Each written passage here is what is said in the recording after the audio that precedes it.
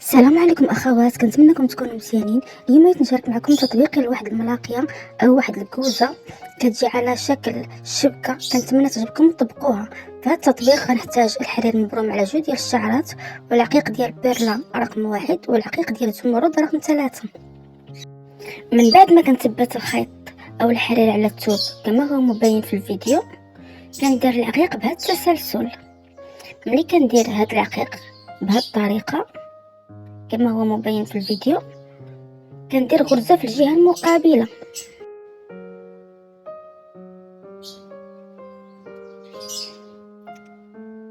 من بعد ما كندير غرزة في الجهة المقابلة،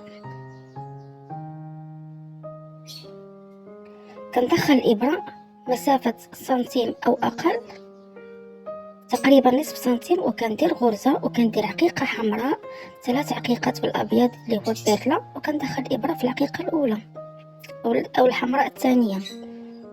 هنا كندير 3 ديال العقيقات في الأبيض، عقيقة في الأحمر، 3 ديال العقيقات في الأبيض، وكندخل الإبرة في العقيقة الأولى.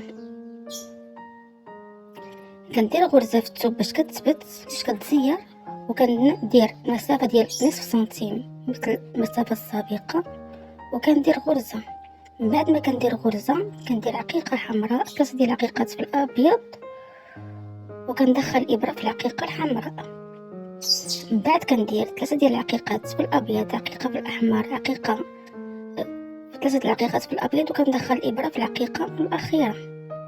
كنثبت الحرير على الثوب وكندخل الإبرة مسافة ديال نصف سنتيم، وكنبقى ماشية بنفس الطريقة حتى كنكمل الهبطة ديال هاد الملاقية وهاد الشبكة.